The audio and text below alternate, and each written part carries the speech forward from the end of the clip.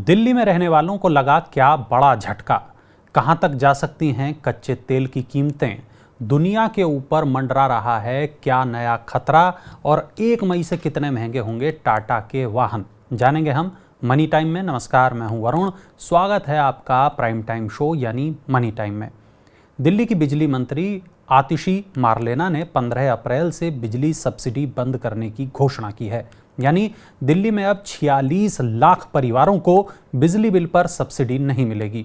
आतिशी ने बताया कि सोमवार से सब्सिडी वाले बिजली बिल नहीं दिए जाएंगे, क्योंकि उपराज्यपाल वी.के. सक्सेना ने अभी तक उपभोक्ताओं को सब्सिडी देने वाली फाइल की मंजूरी नहीं दी है। दिल्ली सरकार उपभोक्ताओं को हर महीने 200 यूनिट बिजली मुफ्त में देती है, जबकि 201 से 400 यूनिट खपत पर बिजली बिल पर 50% सब्सिडी भी दी जाती है। ओपेक प्लस देशों के इस महीने की शुरुआत में तेल उत्पादन में कटौती करने की घोषणा के बाद से कच्चे तेल की कीमतों में उछाल आना शुरू हो चुका है। 31 मार्च से अब तक इसमें 9% की तेजी आ चुकी है।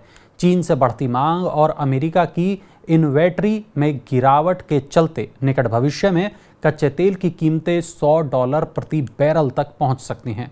ब्रेंट क्रूड की कीमत फिलहाल $87.30 प्रति बैरल पर है। कच्चा तेल महंगा होने से ऑयल मार्केटिंग कंपनियों पर दबाव बढ़ेगा। दिल्ली एनसीआर में ब्लिंकिट की सर्विस अस्थायी तौर पर बंद हो गई है। ब्लिंकिट के पेआउट स्ट्रक्चर में बदलाव के खिलाफ सैकड़ों डिलीवरी पार्टनर पिछले 3 दिनों से हड़ताल पर हैं। इस वजह से ब्लिंकिट का ऑपरेशन दिल्ली एनसीआर में पिछले 3 दिन से प्रभावित है। डिलीवरी पार्टनर्स का कहना है कि पेआउट स्ट्रक्चर में बदलाव होने से उनकी आमदनी आधी रह जाएगी। 1 साल पहले डिलीवरी पार्टनर्स को प्रति डिलीवरी पर ब्लिंकिट 25 रुपये दे रहा था। कंपनी ने अब से घटाकर 12 से 15 रुपये प्रति ऑर्डर कर दिया है। दुनिया के ऊपर कोविड जैसी एक और खतरनाक महामारी का खतरा मंडरा रहा है। स्वास्थ्य संबंधित मुद्दों पर भविष्यवाणी करने वाली संस्था एयरफिनिटी लिमिटेड का कहना है कि अगले 10 साल के भीतर कोविड जैसी महामारी के फैलने का 28% जोखिम है। मौसम में हो रहे बदलाव, अंतर्राष्ट्रीय आवाजाही में लगातार हो रही बढ़ोतरी, बढ़ती आबादी जैसे तमाम कारणों से जानवरों से मनुष्यों में बीमारी के संक्रमण का खतरा कई गुना बढ़ गया है। एयरफिनिटी का कहना है कि अगर नए रोगाणु की पहचान होने के बाद 100 दिनों के भीतर वैक्सीन का विकास हो जाए तो इन बीमारियों पर तेजी से नियंत्रण पाया जा सकता है। टाटा मोटर्स वर्ष 2023 में तीसरी बार अपने यात्री वाहनों के दाम बढ़ाने जा रही है। टाटा मोटर्स 1 मई से अपने यात्री वाहनों की कीमतों में औसतन 0.6% की बढ़ोतरी करेगी।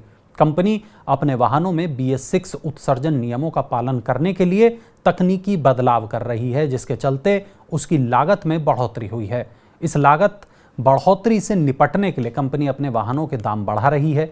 इसके पहले फरवरी में कंपनी ने अपने वाहनों के दामों में औसतन 1.2% की वृद्धि की थी।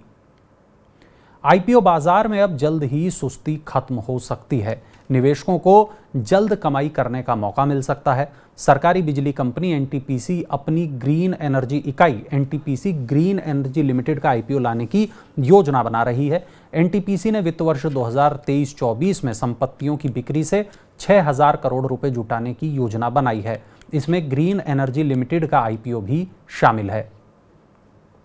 देश भर के पेट्रोल पंपों पर सुविधाएं बढ़ाकर उन्हें और बेहतर बनाया जाएगा। पेट्रोलियम मंत्री हरदीप सिंह पुरी ने कहा कि सरकारी तेल कंपनियों के पेट्रोल पंपों को ग्राहकों के लिए और अधिक सुविधाजनक बनाया जा रहा है, और इसके चलते IOCL ने हाल ही में एक स्टार्टअप के साथ समझौता किया है, जिसके तहत पेट्रोल पंप पर खिलौने की दुकानें भी खोली जाएंगी। इसके अलावा अन्य सुविधाओं का भी विस्तार किया जाएगा।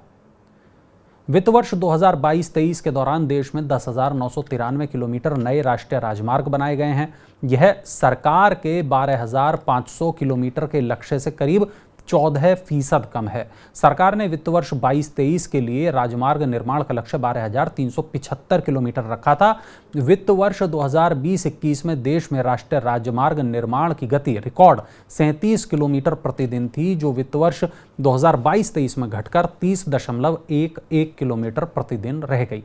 भारतीय कंपनियों की आय वृद्धि 2022-23 की चौथी तिमाही में घटकर आधी रहने का अनुमान है।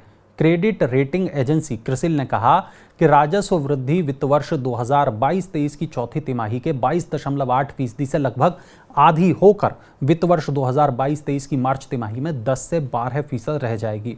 रिपोर्ट के मुताबिक ऑपरेशनल मार्जिन में 3% की कमी आने की आशंका है, संभावना है।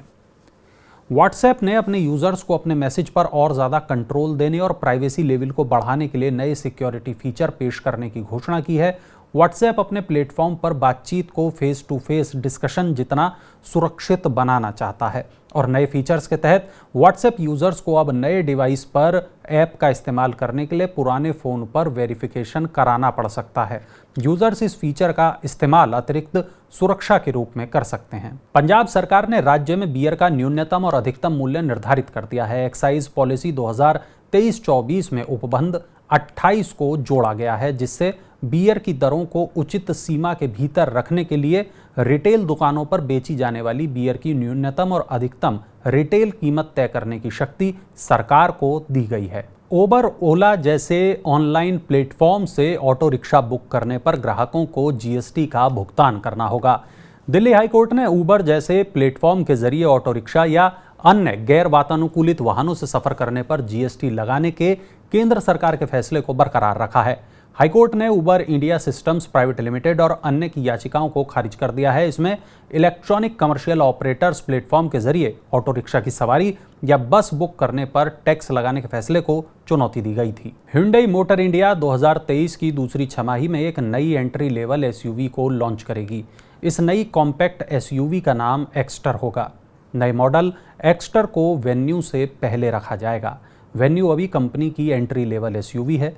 Hyundai अभी वेन्यू एनलाइन, क्रेटा, अल्काजार, कोना, टूसो और आयोनिक एसयूवी की बिक्री करती है।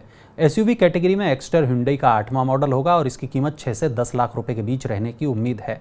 एक्स्टर का सीधा मुकाबला टाटा की पंच से होगा।